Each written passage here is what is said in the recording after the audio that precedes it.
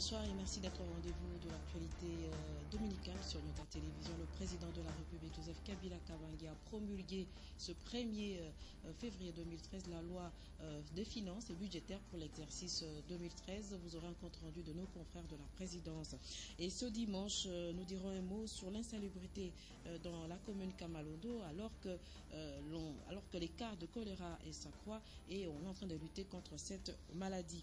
Et l'avenue Tchangalele, à peine réhabilitée, est toujours menacée par les eaux provenant d'un tuyau de la régie des eaux, un tuyau endommagé, et la brèche n'est pas toujours colmatée jusqu'à ce jour.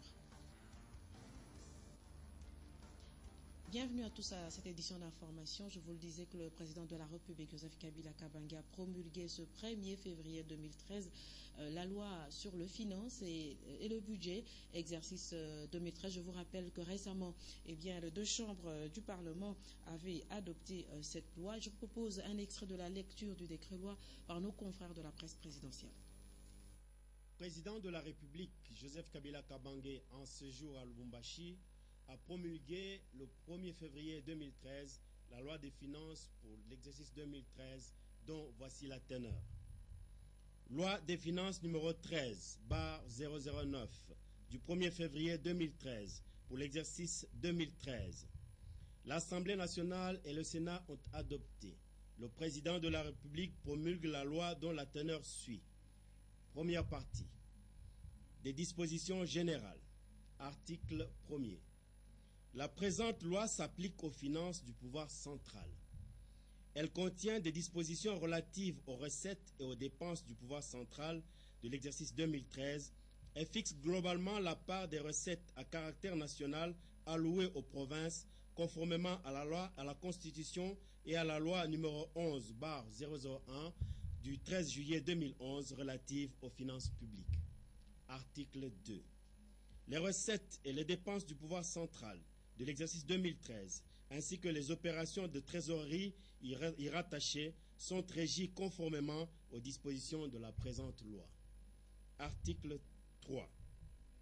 Les recettes et les dépenses inscrites au budget du pouvoir central de l'exercice 2013 sont fixées conformément aux documents et états annexés à la présente loi. Le budget du pouvoir central est constitué du budget général, des budgets annexes et des comptes spéciaux. Deuxième partie. Des dispositions spécifiques aux recettes. Article 4. Les recettes de l'exercice 2013 sont constituées des ressources internes et des ressources extérieures classifiées par nature conformément à l'article 34 de la loi relative aux finances publiques. Article 5. Toute demande d'exonération des droits des douanes, des impôts et taxes fiscales, création, modification d'un impôt ou d'une taxe fiscale ou parafiscale doit recevoir l'approbation préalable du ministre en charge des Finances. Article 6. Le taux d'intérêt moratoire dû à l'impôt direct et indirect passe de 10 à 4% par mois de retard. Article 7. Le taux de prélèvement de l'impôt sur les bénéfices et profits des prestations des personnes physiques ou morales non résidentes est fixé à 14%. Il est collecté à la source par le redevable légal. Article 8. Les recettes de l'exercice 2013 sont arrêtées à 7 259 milliards 93 809 205 francs congolais, tels que répartis à l'État figurant à l'annexe 1. Article 9. Les recettes du budget général de l'exercice 2013 sont arrêtées à 6 434 milliards 674 545 870 francs congolais. Et sachez que vous pourriez suivre l'intégralité de la lecture de ce décret-loi juste après cette édition d'information et dans l'actualité locale. Sachez qu'il y a un nouveau comité à la tête de l'association socioculturelle Bumfano Boabatabwa. L'élection a eu lieu ce dimanche 3 février 2013 en présence de plusieurs notabilités du territoire de Moba. Et c'est Raphaël Moutouta qui assume désormais le poste de président national. Un reportage de Patrick Aboto et Fanfan Piana.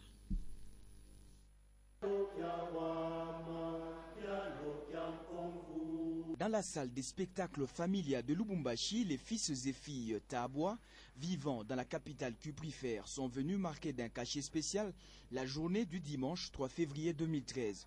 Sous le haut patronage du ministre provincial des Finances, Christian Mwando Simba Kabulo, l'association socio-culturelle Bomvano Baba Tabwa vient de se doter d'un nouveau comité dirigeant national. Le vote par acclamation a été supervisé par le comité des sages. Nous avons eu à travailler dans ce comité pendant 2 mandats et à l'issue de nos 2 mandats, nous avons eu à organiser les élections. C'est une alternance et nous sommes vraiment contents à ce jour que nous puissions céder le siège à un autre comité. Le nouveau comité du Bomvano Baba Tabwa est dirigé par M. Raphaël Mututa, secondé par 2 autres membres. Fier de la démocratie qui règne au sein de cette association socioculturelle, Christian Mwando Simba Kabulo, fils Tabwa, s'est dit plutôt honoré. Le conseil que je donne au nouveau comité, c'est de continuer à travailler pour renforcer la présence de la culture Tabwa dans la communauté nationale. Comme vous le savez, éduquer une famille, c'est éduquer une nation. La famille commence par la cellule de base et continue dans la tribu et se termine par la nation.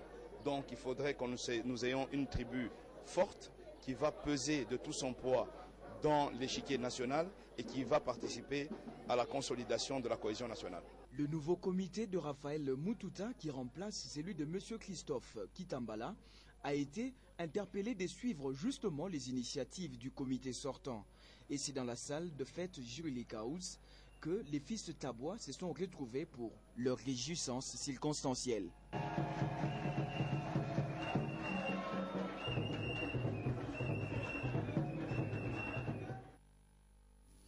Une association à une autre, il n'y a qu'un pas. Parlons à présent du MJDD, le mouvement de jeunes pour la dignité et le développement, qui a lancé le 7 janvier dernier une action de solidarité en faveur des élèves de Goma. Et l'association ne veut pas rester indifférent face aux atrocités vécues par la population de Goma, notamment les enfants. Suivez. De leur porter un secours en leur envoyant les fournitures scolaires, qui est même un grand investissement parce que le secteur de l'éducation constitue un facteur important pour le développement durable. Nous avons commencé une action caritative de volontaires en faveur des élèves de Goma depuis le 7 janvier. Et nous sommes passés dans bien des écoles pour annoncer ce message. Et nous avons récolté bien des cahiers, des stylos, de lattes, des crayons. Et cette action-là va se passer, disons, pour présenter tous ces objets. Nous allons les présenter le 12 février auprès des autorités, des représentants des écoles ainsi que les élèves. Et ce sera à Imara dans la salle d'Espérance. Et aussi nous demandons aux personnes de bonne volonté qui voudraient nous tenir la main de pouvoir nous contacter au numéro 082 514 33 55.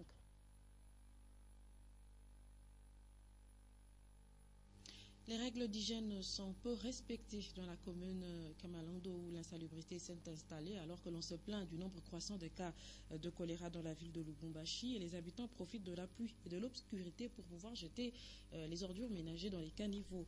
Piana et Roger Mbouillet. L'entrée de la commune Kamalondo à travers l'avenue des écoles est devenue touristique depuis qu'elle s'est dotée d'un stade les plus modernes du pays. Même le parage du stade a vu plusieurs artères réhabilitées des fonds en comble par le gouvernement provincial du Katanga. Depuis lors, plusieurs opérateurs économiques ont installé leurs activités commerciales à la commune de Kamalondo. Plus qu'avant, parce que tout le monde de passage au pays et dans la province préfère visiter cette commune qui garde encore son prestige d'autrefois. Malheureusement, quelques enquêtes révèlent que beaucoup d'habitants de la commune Kamalondo auraient une grande part de responsabilité dans la mégestion des ordures ménagères qui sont souvent jetées dans les caniveaux notamment. Beaucoup de caniveaux qui datent de l'époque coloniale sont bouchés à cause de ces comportements inciviques de la part des habitants eux-mêmes. Pendant ce temps, le risque de contagion devrait être évité si tout le monde prenait conscience de l'ampleur de l'épidémie de choléra qui est déjà déclarée dans certaines communes de Lubumbashi. En cette période pluvieuse, la propriété environnementale devrait interpeller tout le monde dans la commune Kamalondo. Et quittant Lubumbashi pour la ville de Kolwezi, on va parler transport. Les habitués de taxi ont souvent du mal à distinguer les véhicules, ont du mal à distinguer les taxis, les vrais taxis des véhicules privés parce qu'il n'y a aucun signe qui les distingue. Suivez ce reportage. Depuis toujours, plusieurs taxis desservant les transports en commun dans la ville de Kolwezi n'ont pas d'enseigne taxi sur leur vitre. Dans cette confusion, les usagers des différents tronçons ont souvent du mal à distinguer les taxis aux véhicules privés. La raison avancée par les taximans ou les chauffeurs de Kolwezi est bien simple. La tracasserie des éléments de la police de circulation routière et autres services opérant dans ce secteur du transport en commun. À Kolwezi, nous sommes nombreux qui fraudons du point de vue transport.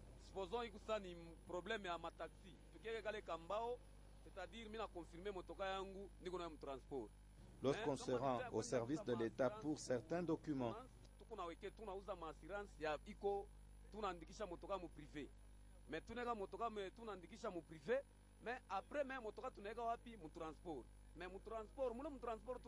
on déclare que c'est un véhicule privé alors que c'est un véhicule affecté au transport en commun.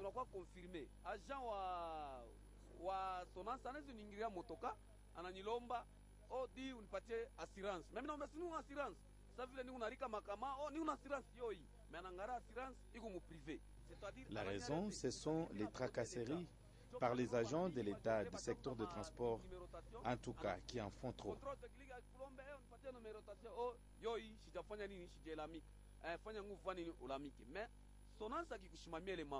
C'est-à-dire on a fraudé. Le problème, on a majorité de chauffeurs, patron. Plusieurs autorités du domaine des transports de cette ville minière seraient au courant de cette situation. Et c'est le trésor public qui perd beaucoup d'argent à longueur de journée. Et en cas d'accident, il est également facile pour un taximan de se dissimuler. Et nous revenons à Lubumbashi pour parler de l'état actuel de l'avenue Tchangalele. À peine réhabilitée, cette avenue est attaquée par des eaux provenant d'un tuyau endommagé de la Régie des eaux. Et jusqu'à ce jour, la brèche n'est toujours pas colmatée. Un reportage d'Huguette Maloba et Roger Mbouy. L'avenue Tchangalele au quartier Gambela, rien n'a encore changé après le passage de l'Office des voiries et drainage pour inspection. Par contre, les eaux continuent d'inonder la chaussée au point d'y créer même les flaques d'eau interminables. Et ces eaux coulent jusque sur la route Kassapa, au point de menacer l'asphalte de part et d'autre de la route Tchangalele, de l'avenue Kassapa jusqu'au niveau de l'avenue Polo, où les traces de ces eaux sont déjà visibles. Bien qu'ayant déjà repéré la source de la chute d'eau qui inonde l'avenue Tchangalele, l'OVD semble n'avoir pas encore pris la résolution de passer à l'acte. Mais entre-temps, sur le terrain, les dégâts sont encore observables. Parlons décoration et menuiserie dans la ville de Lubumbashi. L'on sait aujourd'hui que les Louchois achètent de plus en plus de meubles importés et au détriment de produits locaux. Ont-ils raison?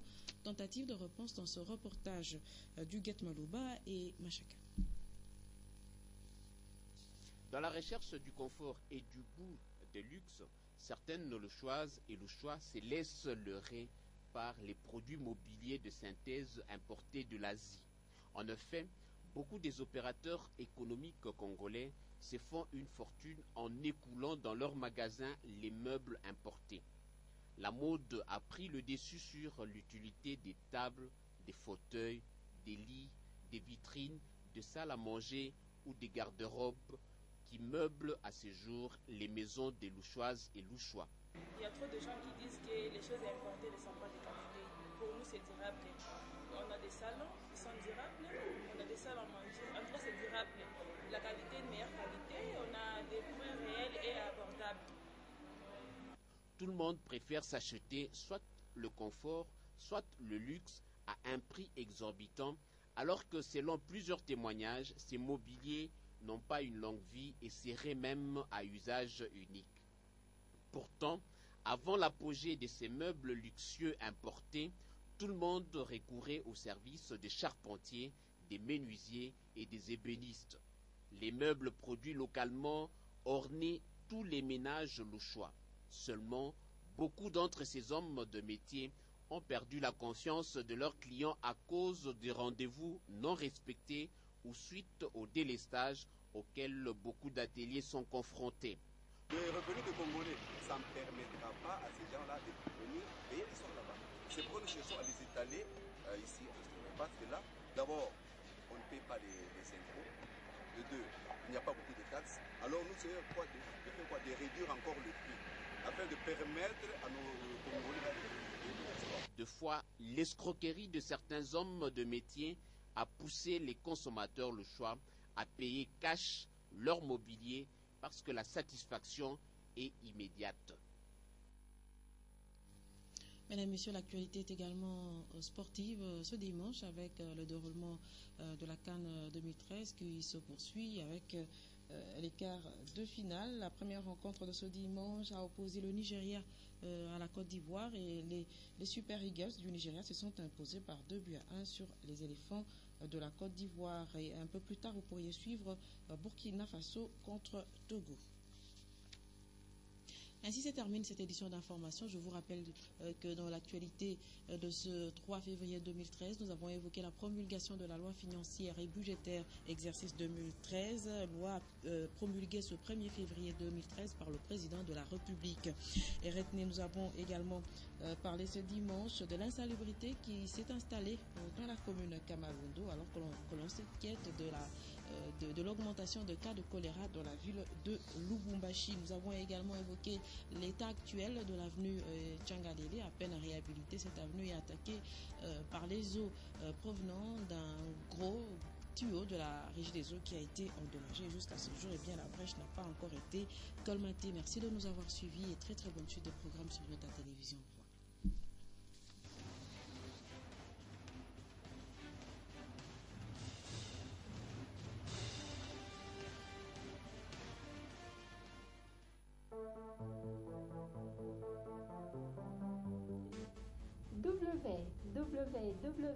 www.nyota.net, le Katanga vers le monde. Nyota.net, une autre face d'information. Nyota.net, une autre source d'information à vie.